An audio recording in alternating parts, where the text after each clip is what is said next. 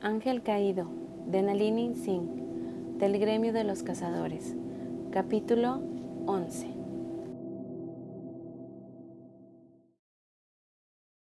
Dejé el tubo de mensajería sobre el escritorio de Rafael. No puedo aceptar esto. Él levantó un dedo y siguió de espaldas a ella mientras miraba por la ventana con el teléfono junto a la oreja. A Elena le resultó bastante extraño ver a un arcángel con un artilugio tan moderno, pero aquella reacción no era muy lógica. Eran expertos en tecnología, aunque parecían salidos de un cuento de hadas. No obstante, nadie sabía cuánto de verdad había en aquellos cuentos de hadas. Aunque los ángeles habían formado parte de la historia de la humanidad desde las primeras pinturas rupestres, permanecían envueltos en el misterio, puesto que los hombres habían odiado los misterios desde siempre. Se habían tejido miles de mitos para explicar la existencia de los ángeles. Algunos los consideraban descendientes de los dioses, otros los veían sencillamente como una especie más avanzada. Solo una cosa era cierta: los gobernantes del mundo, y lo sabían muy bien. En aquellos momentos, Su Alteza hablaba entre murmullos, irritada. Elena empezó a pasearse por la estancia. Las grandes estanterías que habían en una de las paredes laterales llamaron su atención. Estaban hechas de una madera que o bien era ébano o habían sido tratadas para que lo pareciera, y conteniendo un tesoro tras otro, una antigua máscara japonesa de un oni, un demonio. Sin embargo, esta tenía un toque pícaro, ya que había sido creada por una fiesta infantil. El trabajo era meticuloso y los colores brillantes, aunque Elena percibía su antigüedad con claridad. En el estante de al lado no había más que una pluma. Una pluma con un color extraordinario, un azul oscuro y perfecto. Ella había oído rumores sobre un ángel de las alas azules que volaba sobre la ciudad durante los 2 últimos meses, pero estaba claro que aquellos rumores no podían ser ciertos. ¿O sí? ¿Será natural o sintética?, susurró para mí. «Oh, es totalmente natural», aseguró la voz suave de Rafael. A Ilium le preocupaba muchísimo perder sus preciadas plumas. Elena se dio la vuelta con la frente arrugada. «¿Por qué dañaste algo tan hermoso? ¿Por celos?» Algo brilló en los ojos del arcángel, algo caliente y letal. «Ilium no te interesaría nada. Le gustan las mujeres sumisas». «¿Y? ¿Por qué le arrancaste las plumas?» «Había que castigarlo». Rafael se encogió de hombros y se acercó a menos de un paso de ella. «Y lo que más le duele es que lo amarraste al suelo. Recuerdo sus plumas en menos de un año». Es un suspiro. Al nivel de peligro pareció disminuir después del comentario sarcástico. «¿Para un ángel? Sí. ¿Y las plumas nuevas son como las antiguas?» Se dijo a sí misma que debía dejar de mirarlo a los ojos, que sin importar lo que él dijera, aquel contacto hacía que le resultara más fácil invadir su mente. Sin embargo, no pudo hacerlo, ni siquiera cuando aquella llama azul se transformó en algo muy parecido a diminutos torbellinos afilados. «¿Son como las de antes?», repitió una voz, de pronto parecía hambrienta. «No», respondió él mientras recorría con los dedos su oreja. «Son incluso más hermosas, azules como un ribete plateado». Elena se echó a reír ante el tono de reproche que detectó en su mirada. «Esos son los colores de mi dormitorio». Una tensión indescriptible estalló entre los dos, poderosa, vibrante. Sin apartar los ojos de ella, Rafael deslizó el dedo por su mandíbula hasta la garganta. «¿Seguro que no quieres invitarme a entrar?» «Eres tan increíblemente hermoso, aunque masculino, muy masculino. Pruébala solo una vez».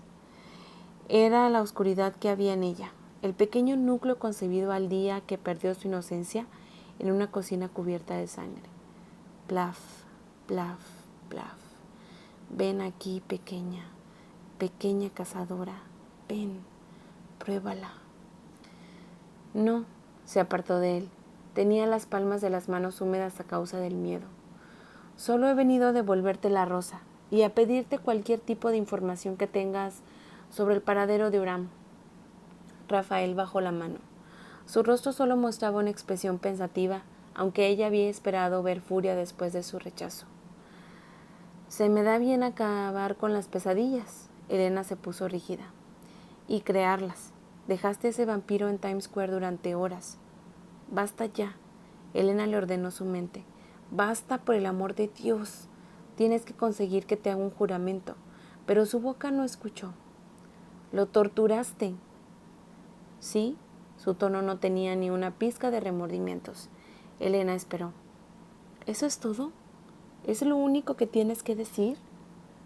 ¿Esperabas que me sintiera culpable? Su expresión se tensó, se volvió fría como el hielo. No soy humano, Elena. Aquellos que están bajo mi gobierno no son humanos. Nuestras leyes no sirven.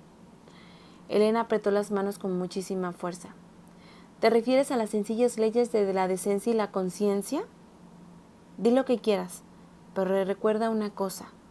Se inclinó hacia adelante y habló con un gélido susurro que le atravesó la piel con fuerza de un latigazo. Si yo caigo, si fracaso, los vampiros serán libres y Nueva York se ahogará con la sangre de los inocentes. Plaf, plaf, plaf. Elena se tambaleó bajo el impacto de aquellas imágenes brutales. Un recuerdo, un posible futuro. Los vampiros no son tan malos, solo un pequeño porcentaje de ellos pierden el control, igual que ocurre con los humanos. Rafael le cubrió la mejilla con la mano. Pero ellos no son humanos, ¿verdad? Elena permaneció en silencio. Su mano estaba caliente, pero su voz era glacial. Respóndeme, Elena. La arrogancia que demostraba resultaba abrumadora, pero lo peor era que tenía todo el derecho a mostrarse arrogante. Su poder era más que asombroso. No, admitió al final. Los vampiros sedientos de sangre matan con una crueldad sin parangón. Y jamás se detienen. El número de víctimas podrían alcanzar los millares. Así que ya lo ves. Es necesario actuar con mano de hierro. Se acercó aún más hasta que sus cuerpos se tocaron bajo la mano hasta su cintura. Elena ya no podía verle la cara sin echar la cabeza hacia atrás, y en aquel momento ese sencillo movimiento le parecía un esfuerzo titánico. Lo único que quería era derretirse y llevárselo con ella, para que pudiera hacerle cosas eróticas y lascivas en su necesitado cuerpo. Ya basta de hablar de vampiros, dijo Rafael, que tenía los labios pegados a su oreja. ¿Sí? Susurró ella mientras le acariciaba los hombros con la mano. Sí. Rafael le besó la oreja antes de trasladarse a la mandíbula. Luego respondió, sí. El éxtasis inundó el torrente sanguíneo de Elena. Un intenso placer que ya no deseaba resistir, quería quitarle la ropa y descubrir si los ángeles eran como los hombres. Quería lamer su piel, marcarlo con las uñas, cabalgar sobre sus caderas, poseerlo, y que él la poseyera. Todo lo demás carecía de importancia. Los labios de Rafael tocaron los suyos y Elena no pudo contener un gemido. Las manos que se apoyaban contra sus caderas se tensaron cuando él la levantó sin el menor esfuerzo y empezó a besarla con fervor. El fuego se trasladó desde la sensualidad de su beso hasta la punta de sus pies antes de acumularse entre sus piernas. Calor, susurró cuando él le permitió respirar. Demasiado calor. El hielo relampagueó en el aire y con una neblina fresca le rodeó antes de introducir por sus poros una caricia posesiva. ¿Mejor? La besó de nuevo antes de que se pudiera responder. Tenía su lengua dentro de la boca, aquel cuerpo duro y perfecto junto. Todo lo demás carecía de importancia. Aquellas palabras no eran ciertas, era una idea equivocada. Sara importaba, Beth importaba, ella misma importaba. Los labios de Rafael se deslizaron hacia abajo por su cuello, en dirección a la zona de piel expuesta por los botones abiertos de su camisa. Hermosa. Hace millones que no tengo una amante humana, pero tu sabor me resulta intrigante. ¿Era un juguete para él? Algo que podía usar y tirar. Rafael podía controlar su mente. Con un grito de pura rabia, Le dio una patada con todas sus fuerzas, aunque fue ella quien acabó destellándose a causa del golpe. La oleada del golpe que sintió cuando su trasero golpeó contra el suelo desvaneció los últimos vestigios de aquel deseo tan visceral y tan adictivo que la había convertido en una estúpida. ¡Cabrón! ¿Es que te ponen las violaciones o qué? Durante un efímero instante le pareció ver la sombra de la sorpresa en la expresión del arcángel, pero luego regresó a su acostumbrada arrogancia. Merecía la pena intentarlo, se encogió de hombros. No puedes decir que no lo has disfrutado. Estaba tan cabreada que no se paró a pensar, a considerar por qué había ido allí. Dio otro grito y se abalanzó sobre él. Para su sorpresa, apenas pudo asestar unos cuantos golpes antes de que él le sujetara los brazos y la inmovilizara contra la pared. Extendió las alas para impedirle que viera el resto de la habitación, y solo cuando gritó, «¡Déjanos a solas!», Elena comprendió que alguien había entrado en la estancia. «Sí, Sire». El vampiro Dimitri estaba tan desorientada, tan cargada de aquella maldita lujuria, transformada en ira, que ni siquiera lo había ido a entrar. «Voy a matarte». Se sentía violada y se le llenaron los ojos de lágrimas. Debería haber esperado ese tipo de tácticas por parte de Rafael, pero no lo había hecho, y aquello la cabraba aún más. «¡Suéltame!». Él bajó la vista para mirarla. Sus ojos azules se habían vuelto oscuros de repente, como si presagiara una tormenta. «No, en tu actual estado me obligarías a hacerte daño». Elena sintió un vuelco en el corazón. ¿Se preocupaba por ella? Gritó de nuevo: «¡Sal de mi cabeza!». «No estoy en tu cabeza, cazadora del gremio». Que utilizara aquel título fue como una bofetada verbal, una que le hizo recuperar la compostura. En lugar de responder con la furia que hervía en su interior, respiró hondo unas cuantas veces e intentó retirarse a aquel lugar pacífico de su mente. El lugar al que siempre acudía cuando los recuerdos de Ariel. No podía volver allí. ¿Por qué ese día no podía dejar de recordar el pasado? Respiró hondo una vez más. El aroma del mar, fresco, tranquilo, poderoso. Rafael. Abrió los ojos. «Estoy bien». El arcángel esperó unos cuantos segundos antes de soltarla. «Vete. Hablaremos de esto más tarde».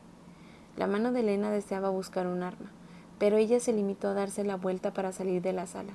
No quería morir, no hasta después de haberle sacado los ojos a Rafael y haberlos arrojado al pozo más profundo y sucio que pudiera encontrar.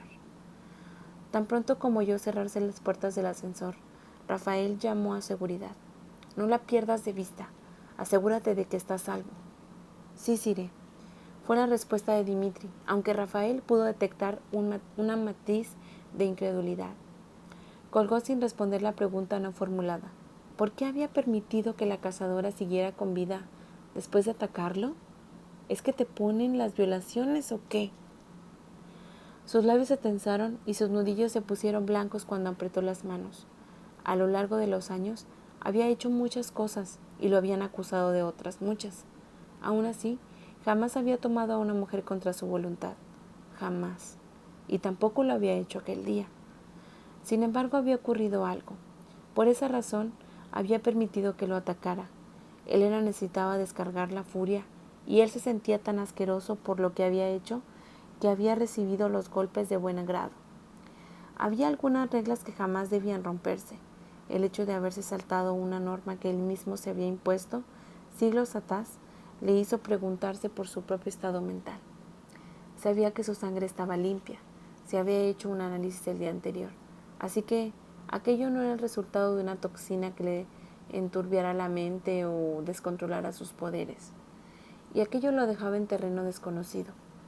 Soltó un juramento en una lengua antigua y largo tiempo olvidada. No podía preguntarle a Nea, la reina de los venenos. Ella lo vería como un punto débil y atacaría de inmediato.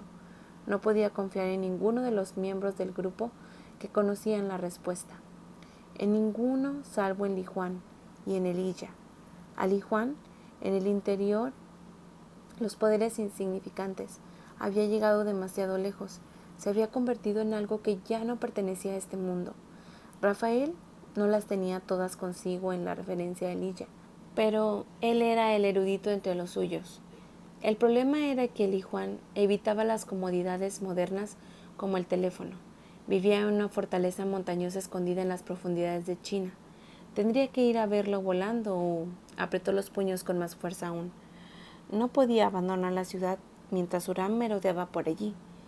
Eso solo le daba una opción. Cuando se dio la vuelta para salir, se fijó en el tubo de mensajería que Elena había dejado atrás.